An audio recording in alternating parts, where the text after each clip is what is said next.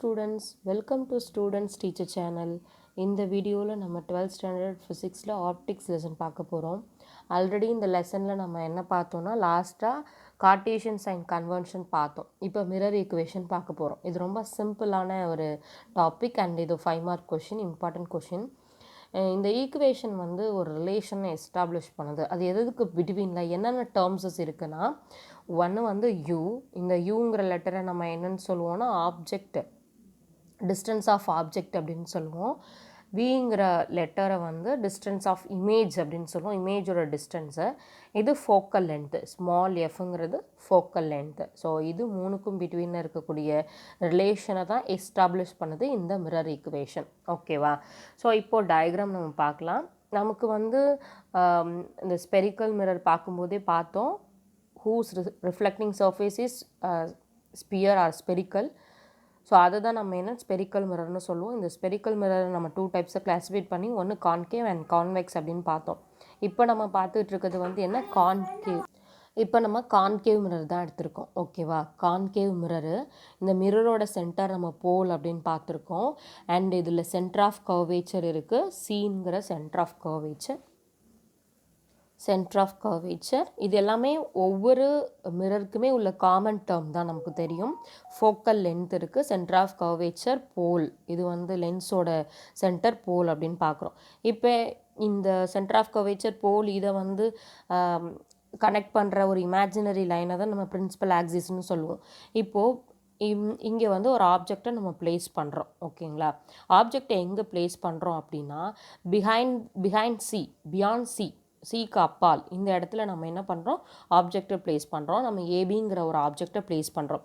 இப்போ இங்கே ஒரு 3 பெராக்சியல் லைன்ஸை வந்து ரேஸை நம்ம கன்சிடர் பண்ணணும். என்ன ரேஸ்? பெராக்சியல் ரேஸ்.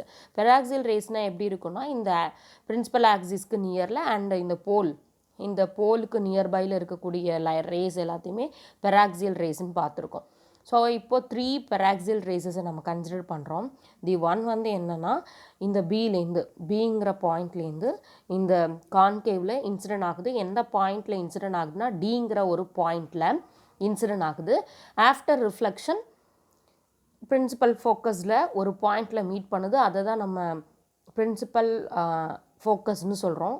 பிரின்சிபல் ஆக்சிஸில் ஒரு பாயிண்டில் இன்சிடென்ட் ஆகிறது பிரின்சிபல் ஃபோக்கஸ், அது வழியாக வெளில வருது. ஆஃப்டர் ரிஃப்ளெக்ஷன் வெளில வந்துடுது. ஸோ ஃபர்ஸ்ட்டு பெராக்சியல் ரே. செகண்ட் பெராக்சியல் ரே அப்படின்னு சொன்னால், பியிலேருந்து மிட் பாயிண்ட்டு, போல். எதோட மிட் பாயிண்ட்னால் இந்த மிரரோட மிட் பாயிண்ட்டு இந்த pole, centre of the mirror, போலில் இன்சிடென்ட் ஆகி ஆஃப்டர் ரிஃப்ளெக்ஷன் வெளியில் வந்துடுது. ஓகேவா? இது செகண்ட் பெராக்சியல். தேர்டு பெராக்சியல் என்ன, பியிலேருந்து சென்டர் ஆஃப் கர்வேச்சர் வழியாக, இது வழியாக போகுது through the centre of curvature. இங்கே இந்த மிரரில் ஈங்கிற ஒரு பாயிண்டில் இன்சிடென்ட் ஆகுது. ஆஃப்டர் ரிஃப்ளெக்ஷன் அதே பாத்தில் ரிட்டன் பேக் போயிடுது. ஸோ இங்கே நம்ம என்ன எடுத்துட்டோம், ஒரு ஆப்ஜெக்ட்டு, அது எங்கே ப்ளேஸ் பண்ணியிருக்கோம், behind the centre of curvature. அங்கே ஆப்ஜெக்டை ப்ளேஸ் பண்ணோம். 3 பெராக்சியல் ரேஸ் நமக்கு தேவைப்படுச்சு.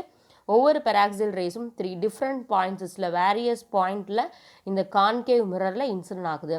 ஆஃப்டர் ரிஃப்ளெக்ஷன் இது மூணும் ஜாயிண்ட் ஆகிற இடத்துல, இந்த 2 ரேஸும் ஜாயிண்ட் ஆகிற இடத்துல நமக்கு ஒரு இமேஜ் வந்து ஃபார்ம் ஆனிச்சு. ஸோ அந்த இமேஜை நம்ம B', A' அப்படின்னு நம்ம போட்டிருக்கோம். ஸோ இந்த இடத்த பார்த்திங்கன்னா தெரியும், இந்த போலில் இன்சிடென்ட் ஆகிருக்குல்ல, இது வந்து லா ஆஃப் ரிஃப்ளெக்ஷனை வந்து ஒபே பண்ணுற மாதிரி இருக்குது. இதில் இன்சிடென்ட் ஆகுது, ஆஃப்டர் ரிஃப்ளெக்ஷன் வெளில போகுது. இந்த பிரின்சிபல் ஆக்சிஸை நம்ம நார்மல் அப்படின்னு கன்சிடர் பண்ணிக்கலாம்.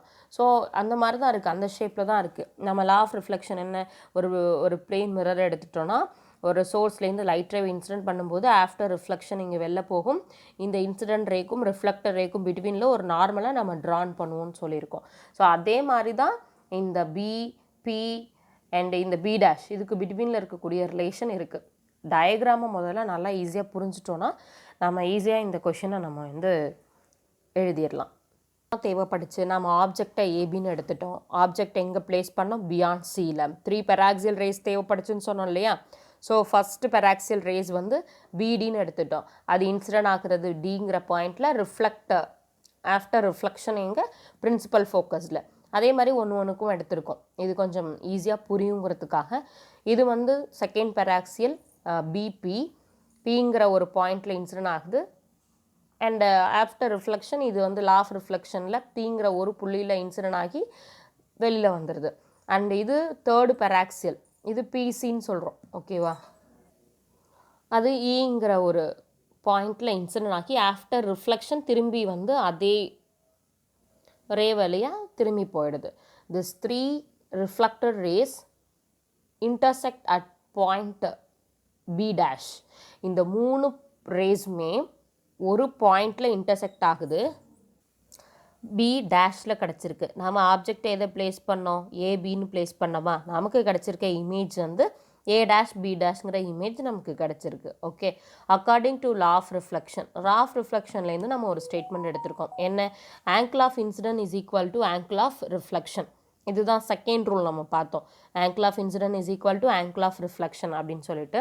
ஸோ இங்கே நம்ம இந்த angle of incident and angle of ரிஃப்ளெக்ஷனை நம்ம செலக்ட் பண்ணிக்கணும். நம்ம என்ன செலக்ட் பண்ணிக்கணும்னா angle of BBA equal to angle of P dash P A dash அப்படின்னு எடுத்திருக்கோம். ஸோ அது triangle PPA and triangle B dash P A dash அப்படின்னு எடுத்திருக்கோம். ஸோ இது ரெண்டு வந்து இதுலேருந்து எடுத்தது தான். ஃபஸ்ட்டு ட்ரையாங்கிள் எது, இதை ஃபஸ்ட்டு நல்லா கவனிச்சுக்கோங்க. ஃபஸ்ட்டு ட்ரையாங்கிள் நம்ம எதை எடுத்திருக்கோன்னா பி பி இங்கே பி அண்ட் ஏ ஏ இப்படி இருக்கா, இப்படி இருக்கா, இதுதான் நம்ம இங்கே போட்டிருக்கோம். இது தனியாக எடுத்து நமக்கு என்ன பார்ட்டு தேவையோ அதை நம்ம எடுத்திருக்கோம். ஏன்னா இங்கே இதில் இன்சிடென்ட் ஆகுறது வந்து லா ஆஃப் ரிஃப்ளெக்ஷன்னா இங்கே ஆங்கிள் ஐனா இங்கே ஆங்கிள் ஆர் இருக்குது. ஸோ அதை தான் நம்ம இங்கே எடுத்து எழுதியிருக்கோம். அடுத்தது P dash P A dash அப்படின்னா எது எது பி டேஷு, இங்கே நமக்கு இதுதான் பி டேஷ். அடுத்தது பி பி இருக்கா, அடுத்தது என்ன ஏ டேஷ். அப்போது இதை நம்ம எடுத்துக்கலாம், இப்படி எடுத்துக்கலாம். இது ஒரு ட்ரையாங்கிளாக எடுத்திருக்கோம். இந்த இடம் ஒரு குட்டி ட்ரையாங்கிள் எடுத்திருக்கோம் அண்ட் ஒரு பெரிய ட்ரையாங்கிள் எடுத்திருக்கோம். இதுலேருந்து தான் நம்ம இப்போ கொஞ்சம் சால்வ் பண்ண போகிறோம். நமக்கு தேவையான இந்த 6 டேர்ம்ஸ் வந்து இதுதான், A B B A dash B dash B. அதுதான் இங்கே வந்து ட்ரையாங்கிளில் ஃபார்முலா ரொம்ப கஷ்டப்பட தேவையில்லை. மேக்னிஃபிகேஷன் ஃபார்முலா நமக்கு தெரியும். மேக்னிஃபிகேஷன் ஃபார்முலா என்னென்னா image of the height divided by object height, image height divided by object height. So இதுதான் இப்போ இமேஜ் நமக்கு கிடச்சிருக்க இமேஜ். நம்ம வச்சது ஆப்ஜெக்ட் ஏபி, நமக்கு கிடைச்ச image A dash B dash. அப்போது இமேஜோட ஹைட்டு டிவைடட் பை ஆப்ஜெக்டோட ஹைட்டு எல்லாம் எது தான் வரும். அப்போ என்ன எழுதலாம், A dash B dash divided by ஏபின்னு எழுதலாமா. ஸோ இதை M equal to H dash by H. இந்த ஃபார்முலாலாம் இங்கே தேவை கிடையாது, பட் நம்ம ஈஸியாக போகணுங்கிறதுக்காக நான் சொன்னேன். இமேஜோட ஹைட்டு அப்புறம் ஆப்ஜெக்டோட ஹைட்டு, நம்ம தான் இமேஜோட ஹைட்டு சொன்னோம்ல, A dash B dash divided by AB. அடுத்தது நம்ம வந்து இப்படி பார்க்கணும். அடுத்தது இங்கே A dash B divided by A B அப்படின்னு எடுத்துக்கலாம். இதை ஈக்குவேஷன் நம்பர் 1 எழுதிக்கலாம். இதே மாதிரி சிமிலர்லி அதர் ட்ரையாங்கிள்ஸ் இருக்குது, அதை நம்ம பார்க்கணும். So triangle DPF and triangle B dash A dash F அப்படின்னு சொல்லிட்டு இதே மாதிரி இருக்கக்கூடிய 2 ட்ரையாங்கிள் இருக்குது. ஸோ அதுதான் நம்ம இங்கே போட்டிருக்கோம். நீங்கள் இது அப்படியே அந்த டயக்ராமில் அந்த மெயின் டயக்ராம் இருக்கு இல்லையா, அதை பார்த்தீங்கன்னா உங்களுக்கு புரியும். இதில் நமக்கு தேவையானதை மட்டும் எடுத்தாச்சு. சேம் அதே அங்கே உள்ள ஃபார்முலா தான் நம்ம இங்கே யூஸ் பண்ண போகிறோம். இமேஜ் தான் ஃபஸ்ட்டு கன்சிடர் பண்ணோம், இமேஜ், அதுக்கப்புறம் தான் ஆப்ஜெக்ட். ஸோ இமேஜ் என்னது, ஏ டேஷ் பி டேஷ், அடுத்தது அதோட ஹைட்டு டிபி பிடின்னு போட்டிருக்கோம், எப்படி வேணால் போடலாம். ஈக்குவல் டு அடுத்தது இங்கே இங்கே A dash F divided by இங்கே எஃப்பி அப்படின்னு போட்டாச்சு. அப்போது நமக்கு இங்கே ஒரு ஃபார்முலா கிடச்சிருக்கு. இதை எப்படி ஏதாவது சிம்பிளிஃபை பண்ணணும்னா ஏதாவது சேஞ்ச் பண்ணலாமான்னு பார்க்குறோம்.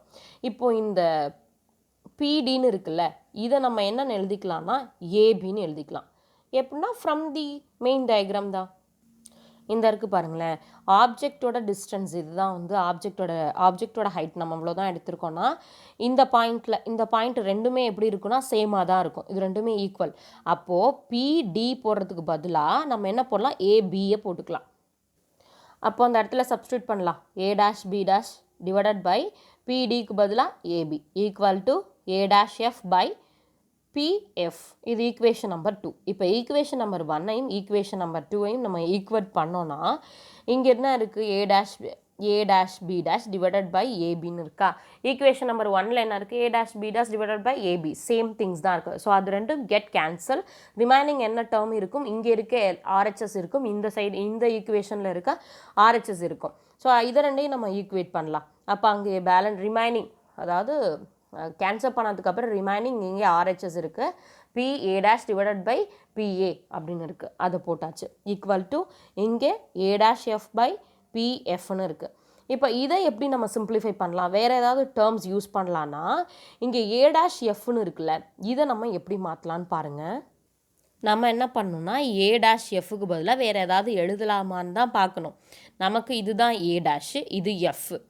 அப்போது இதுலேருந்து இதை நம்ம என்னென்னு சொல்கிறோன்னா A dash Pன்னு ஒரு வேல்யூ இருக்குது.